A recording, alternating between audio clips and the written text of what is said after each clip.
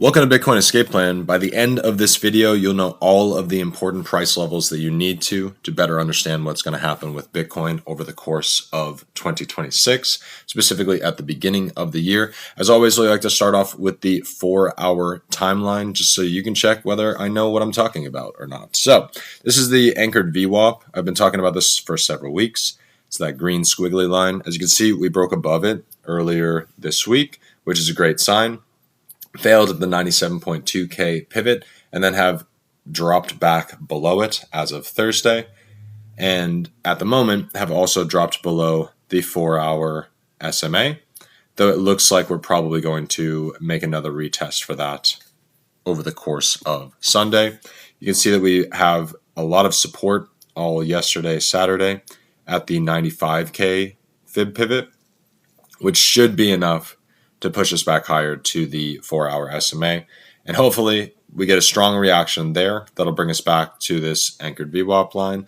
Otherwise, we're going to have to accept that we're going to chop longer. I think there's a lot of evidence for that, which we'll go over a little bit later in the video.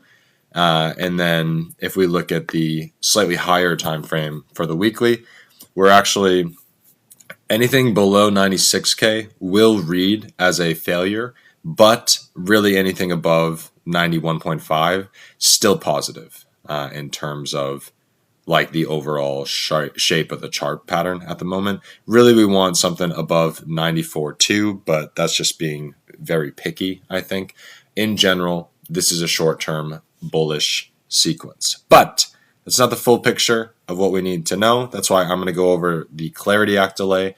I'm going to really look at the short-term holder cost basis charts, as well as the new poll and the magic lines chart, which just give us a lot of information that I think is going to be helpful. If you're enjoying these types of videos, you can subscribe here on YouTube or go check out bitcoinescapeplan.com, where I write articles every week, some of them free, some of them paid, all of them full of value in case you don't want to hear me ramble for a really long time on YouTube. It's quicker over there on the website. The Clarity Act delay. This is super important. So for anyone who thinks that Bitcoin is going to hit a new all-time high, the only reason that that would happen is if a ton of liquidity comes into the market.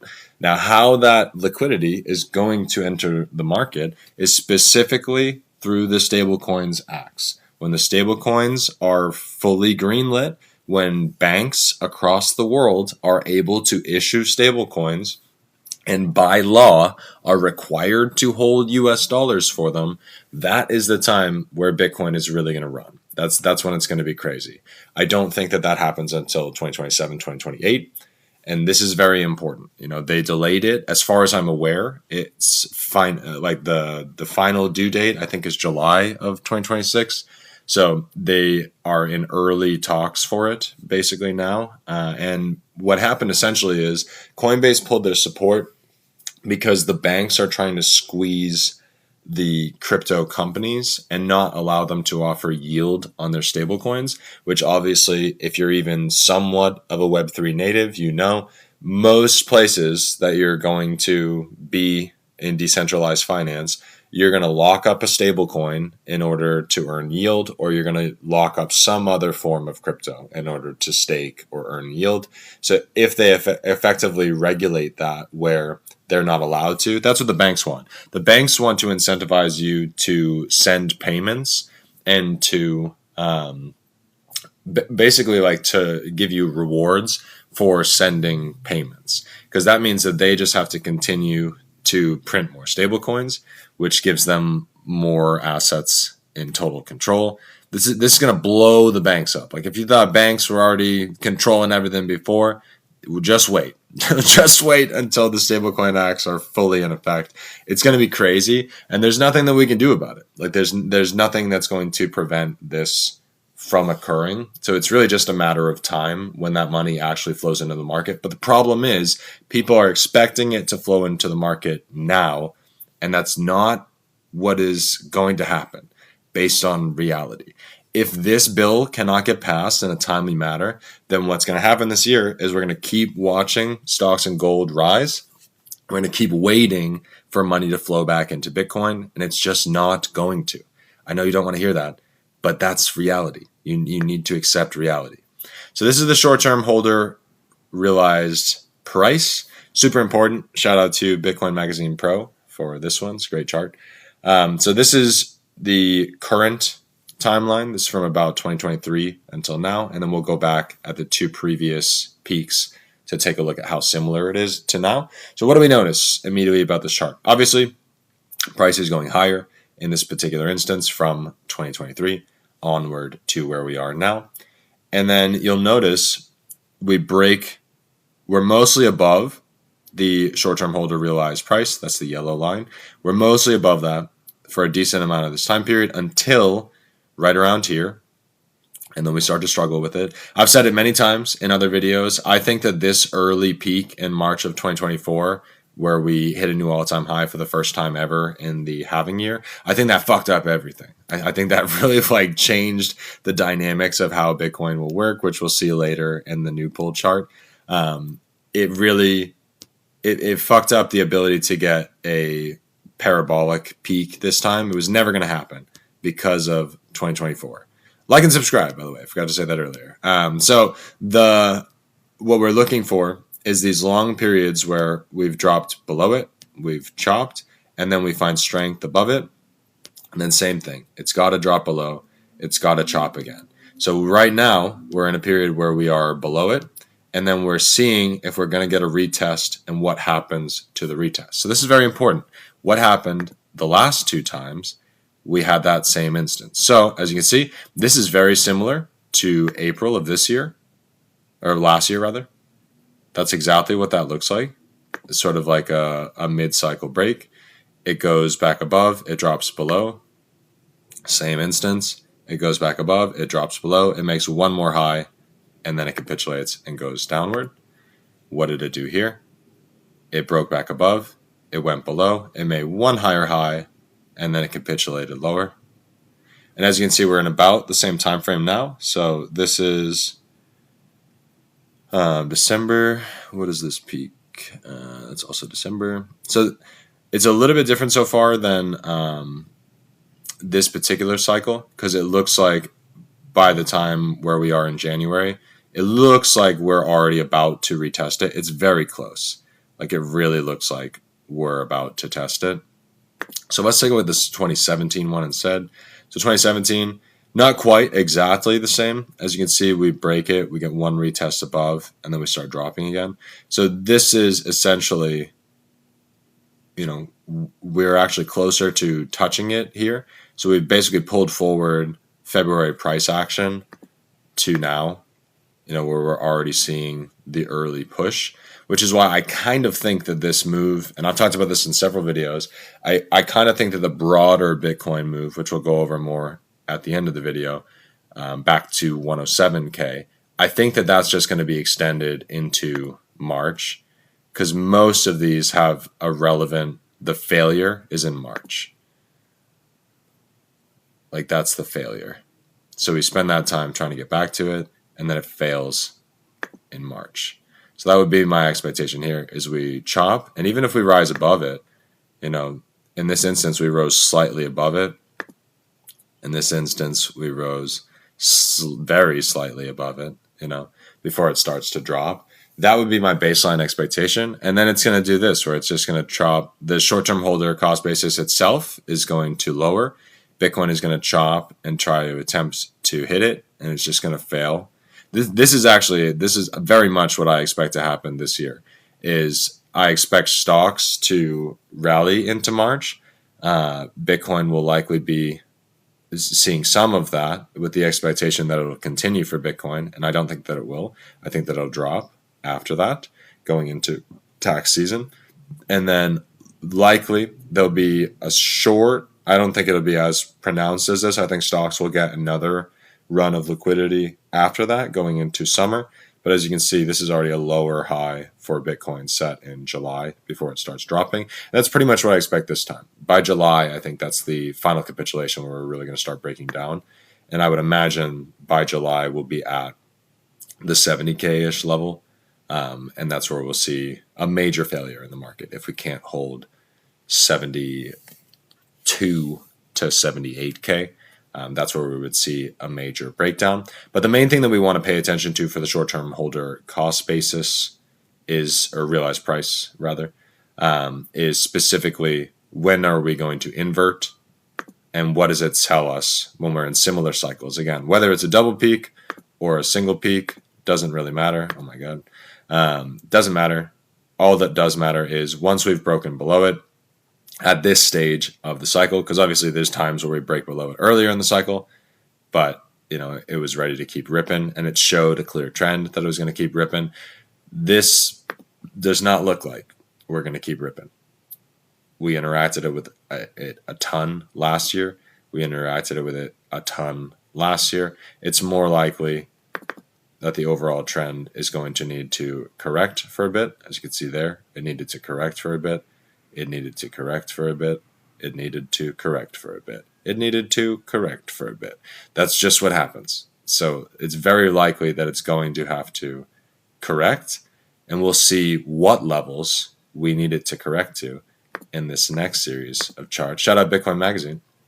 So Bitcoin Magic Lines, this is the 128-day moving average, the 200, the 365, and the 200-week moving average. I don't really use any of these specifically myself. I use the 20-week, but it's kind of arbitrary. Like some of them are telling you useful information. Like, for example, the 20-week, that's what I would be looking specifically for bottoms. And I think that it functions very similar to the anchored VWAP chart. So let's take a look at from about 2020 to now, see if we can find any similarities. So as you can see, all of these moving averages are rising up during this time. We see a major cross of the 128 and the 200-day. That leads us into this drawdown, or rather ends that drawdown, and we start to get back up. And then we see those moving averages cross the 365 and then start to go lower. So what are we seeing here? We're seeing the 128 and 200 have crossed and are still lower. So that could indicate a jump to the upside one more time.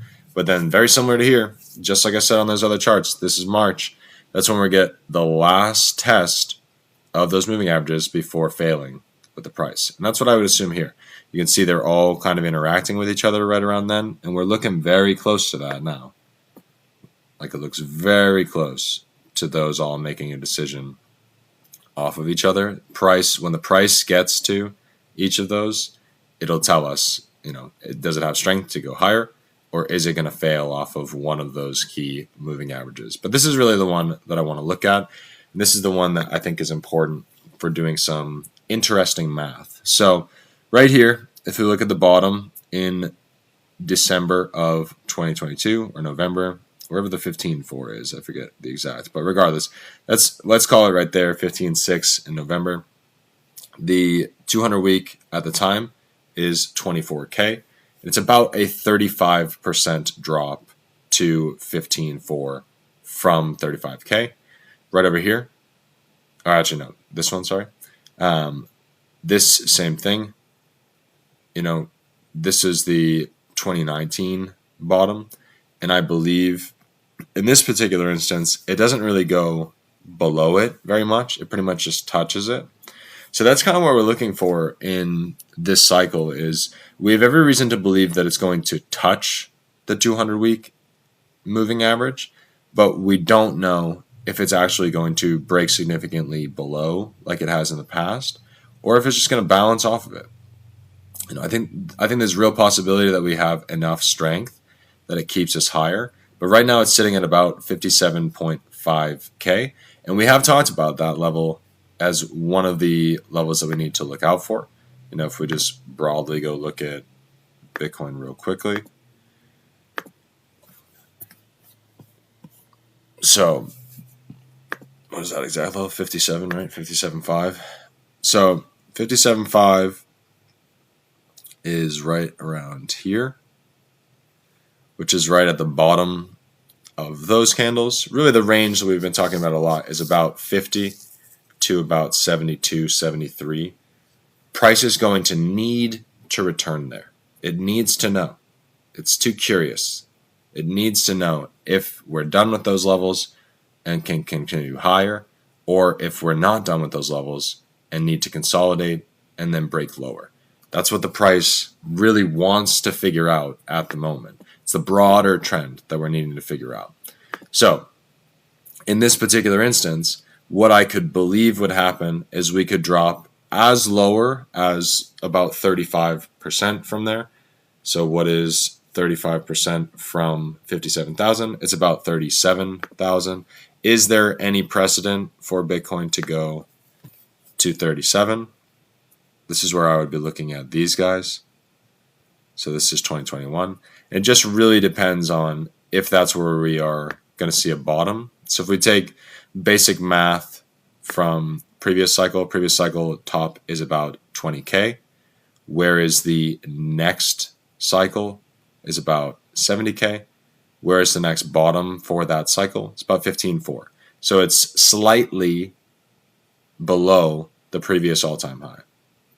So if we're to assume something similar for Bitcoin this time, then we would assume a bottom that is slightly below this previous all-time high.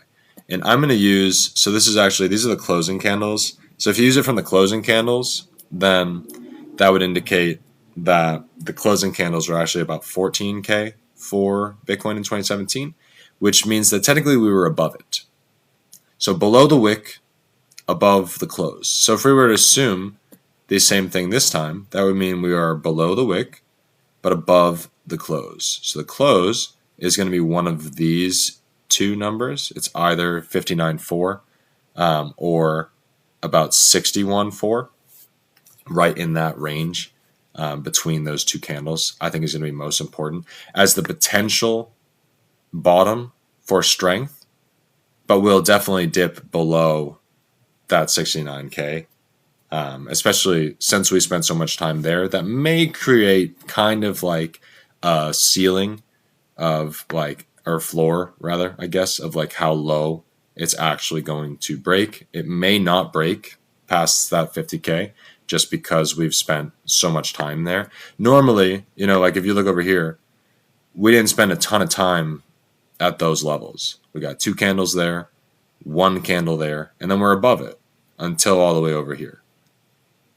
And even then, we're still above it, you know. So we didn't spend a bunch of time at those levels, whereas here, we spent a bunch of time at those levels that would be right where we expect the bottom to go. So overwhelmingly, the evidence points towards we're going to, at the very least, hit 70K, and I think that there's a good chance that we then get closer to 61.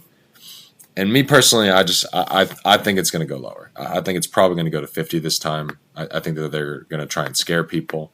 And especially if the stock market fails harder later in the year, which I do believe is going to be the case. I think Bitcoin is going to be a slow and steady kind of chop and drop throughout the year. I think stocks is going to rise and rise and rise, and then it's going to cut in half at some point. And that is not going to be good for Bitcoin either. So the magic lines, what are we looking for? We're looking for as those all cross, these ones, as those all cross and price reaches it, we're looking for a failure on that, which will occur, I would say, sometime between now and March. As you can see here, we're still below it. When you're zoomed out, it looks like we're already at it, but that's what we're waiting for at the moment, is a retest of all those lines. And this is on Check on Chain. You can check out checkonchain.com. They're great. Really good videos as well. Now let's check out the net unrealized profit and loss. This one I think is really important. This one actually tells us a lot about the general emotion in the market. And as you can see, we hit euphoria greed at the end of 2017, but we didn't hit it in 2021. And we did not hit it in 2025. So what that's telling us is that the market's getting less euphoric over time. It's getting a little bit more boring. But what can we kind of assume from this general trend? So same thing. This is first peak in 2021. Then we drop down. This is the final peak in 2021. And as you can see, this isn't actually reflected in, like this would have been a higher high for price. It's not reflected as a higher high in terms of the emotional sentiment. I don't know how exactly they're measuring that, to be honest with you. But what we're kind of looking at now is this would be the breakdown, and it wanted to reach back from optimism to belief and denial. And that's where we are now. We're going to see if we can get back to belief and denial and probably fail from optimism and descend into hope and fear, and then capitulation towards the end of the year. And that would be towards those 50K levels is where we would actually be capitulating. Basically anywhere below 61K or 70K, I think we're going to be in the capitulation phase. So that's kind of what we're looking for. Like from all these cycles, you can see the same thing. Went down. It tried to get back above optimism again. It could not. It started to break down. It continued to break down. And then it really broke down into the end of the year. And I'm sure if this chart went out further, you would see the same thing expressed there. So that is the part of the cycle that we're in, is we're either going to see it flip from optimism back into belief and denial, which, again, if we don't have the money from the stable coins, then I don't know where that money is coming from. I don't think it's going to come from the tariffs. I just don't think that the money people think is going to flow into the market is going to flow this year. I think it's next year. There's a lot of signs that it's next year, not this year, specifically for Bitcoin. Maybe it flows in other assets. Stocks are still going to do good. Real estate's still going to do good. Gold is still going to do good. But eventually, the party will stop for all of them as well, and Bitcoin will already be descending during that time, which I know you don't want to hear. But that chart tells us pretty clearly we never hit euphoria, but we also didn't hit it in 2021. So there's no guarantee that we have to hit it. For anyone who thinks that we have to have a parabolic top, or that 2026 has got to be a parabolic top because 2025 wasn't, it's delusional. It's just delusional. So what we need to see is we want to see in this up to March expression that we've talked about in the other charts, we want to see if it can flip back into belief and denial, or if it fails it and it just continues down for the rest of the year. That is our baseline assumption. So let's go over the exact levels that you need to in order to see that. Thank you so much again for everyone who's watching this late into the video. You're the best. Like and subscribe. I'm sure you're already subscribed, but that's okay. So 96K, super important on both the weekly and monthly time frame. It opened up as a Fibonacci pivot there. I had already been talking about that for a long time because of the anchored volume profile. As you can see, still a pretty important level. It's not quite at the point of control. That is a little bit lower now at 87.7, but still a large majority of volume at that level. So I already knew that was going to be important even before it opened up on the Fib pivot. Both of those are really, really useful tools. And then essentially what we're waiting for now is if it's the weekly or the monthly that this is important. It's likely, I think, that we're going to print a failure right now on the weekly, but that doesn't mean that we're going to fail it on the monthly. Maybe we rise into it at the end of the month, but I would assume if we are about to fail it on the weekly, we're probably going to make another test towards this guy, 79.9. Not quite that low, I guess. It would be more likely in here that we would want to retest first, 88 to 92. But that's if it really extends this movement. And that's what we don't know. The overall trend that I'm paying attention to is I think we are going to break above 96. I don't know if it happens after, more chop to the downside first before a break above, but I think we are going to. We're also seeing the weekly SMA is starting to slow down its descent. It was just sharply descending. It started to curve a little bit, which might give us a possibility to retest it and rise higher. But at the moment, until that happens, we have no shot at 106.8K or higher. I'm not ignoring this. I don't think that this is a possibility right now. It's very hard for me to believe that. 106.8, I can believe. I can believe that we break through 96 with strength, especially after closing. If we close just below it this week, we likely get a push above it going into next week. Maybe that's enough to get us to the weekly SMA, currently sitting at about 101.8K. And as we know, 99 to 101, super important range as well. Not quite, it's very thin on the volume profile. I don't know if people got liquidated there. I don't know if just for whatever reason people were so on the fence about the 100K price that they didn't feel confident one way or another whether or not it's time to buy. But that is going to create a lot of uncertainty, which does not necessarily mean that the price is going to pump. It means people are going to sit on their hands and they're going to wait for more clear signs of whether it's going to run or not. So what I think is more likely, based on what we were just looking at with the short-term holder cost basis, is if we can get up to those levels, then everybody who is underwater here is probably going to want to take profits up there. We're going to see this part of the volume profile probably thin out, I would imagine. Maybe we get that thicker here, but I would imagine it's going to be sellers there that are going to fill the majority of that volume profile, not a bunch of people stepping in to buy. Obviously, someone has to buy on the other end, but it might just be Michael Saylor or BlackRock. That's buying on the other end. Like it doesn't necessarily equate to super positive price action. So the levels that I think are most important are, again, 106.8K would be the one that I'm actually, everything I talked about for like that expression into March of where we're going to get a failure again and a capitulation before it starts to break down. I would assume that happens anytime between now and March. Maybe it happens earlier, maybe it happens later, but that's what I would believe is going to happen is we're going to show a strong reaction to 96.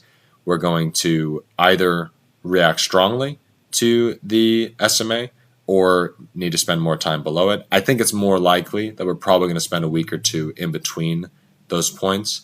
And then going into, like I said, late February, early March, we'll get that final push towards 106.8. And I do think that we fail it then. I do think that it fails in spectacular fashion and starts heading in the opposite direction. So what does that mean for you as somebody who holds Bitcoin and or altcoins?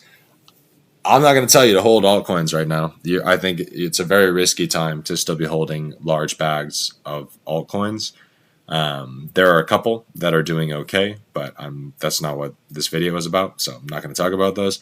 But Bitcoin specifically, if you are looking to reduce, if you're somebody who is buying at prices that are just, anywhere up here, then it makes sense maybe to take some off the table before you watch it drop in the other direction. But you really need to decide what is your time horizon for the investment. And then you can't make rash decisions on like trying to sell here because you're going to buy it back here. Like, I don't know if it's going to go to 50. I believe that it will. I don't know. So for me personally, I still have a ton of Bitcoin. I'm not selling the majority of my stack. I sold a very small amount of my stack and really just to reduce debt, which I think is really, that's what people need to be thinking about in this stage of the cycle. Is you either need to be looking for where else is the money flowing, which at the moment is gold and SPY primarily are the other two vehicles I would say that are like, the trend is just clear that they're still performing well at the moment. Until some of that money starts to flow back into Bitcoin, you got to be realistic about new dollars should not be put into an asset that's going to continue to go down until you've found a reversal of the trend. When it's clear that the trend has reversed, which I believe is going to be at the end of this year, whenever we find the bottom of that channel, whether it's 50, whether it's 39, it doesn't matter. Whenever we find that, the price will then recover in the opposite direction, and that is really the time when you want to be either lump summing at the bottom, which is what I plan to be doing, or scaling in on the way down at the bottom and on the way up, which is also perfectly acceptable. Nobody would have been upset if they started buying here, when the price was at 24 instead of at 15.4. If your average cost basis is still 20 grand from last cycle, you're still very happy. Even where we are now, you're at almost a 5x. You're at more than a 4x from that price. So that's really what you need to keep in mind for where we are in the cycle, is not that you should be deploying capital with the expectation that it's going to hit new highs. That's not reality. It's not how Bitcoin works, but really more that you should be looking to accumulate more than you normally would be able to at prices that are much more affordable than they were all last year. And I would imagine that's this range, 50 to 70. 50 to 70, I think, is going to be a really good accumulation range going into the next cycle, which, I mean, it's so early to be throwing this out, but since we failed 130 this time around, I would imagine that the peak next time around, which would be 2029, would be somewhere between 180 and 210, 220, or even possibly 250. But I think we'll probably fail at 250 if this general trend holds that it's less volatile over time, not more volatile over time. So that's what I'd be looking out for in the short term, is that reaction to 96 and 106.8K with, again, a reaction to the weekly SMA in between that. We've been below the weekly SMA all the way since here in October. We've been flirting with it since September. So not a bullish trend. Just not a bullish trend. It's not how the chart looks. When it is bullish, and it's more likely that we're going to see this. March 22, we get back above it, and we fail it. 2018, same thing. We get back above it, and then we fail it.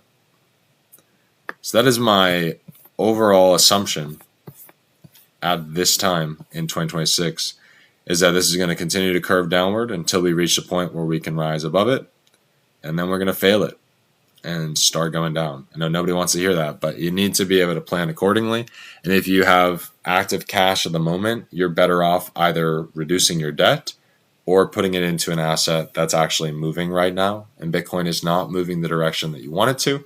So maybe buy shorts if you want. I would be careful about that. I would actually wait for shorts until 106.8. I would short that level. I would not short 100. I would not short 96.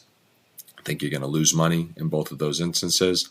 Not financial advice, just financial education. But 106.7 is where I would seriously be considering taking shorts myself, and likely will do so. And then we'll just have to wait for the rest of the expression. But it's likely that it's going to chop, similar to here. It's going to be slow and steady. So we'll probably spend a long time at this level before we get here, and then we'll spend a long time there, and then we'll break to there, and then spend a long time there. And then this is saying 44 is the lowest currently on the fib pivots. It's also saying 147. So it doesn't really tell us enough about where it's actually going to hit. But baseline expectation, I would imagine we do see 76 and we do see 64 at some point. And then hopefully on the other side of that, we're able to build momentum up back above 100. But I really think that that is next year and 2028, which I'll talk about in future videos. So leave a comment down below if you found this style of video helpful, with me talking about a couple other charts other than just the Bitcoin chart that still show information for Bitcoin. Let me know if you're subscribed to the newsletter and if there's anything specific about the newsletters that you're finding really enjoyable. And just in general, thanks so much for being here. I really appreciate all the support from you guys. You're the best. And take a look at those levels and let me know if they hit them in the comments and it helped you out in your trading and your investing journey. I know it's helping me out in mine. And I'll see you tomorrow with the next newsletter. All right. Bye, everybody.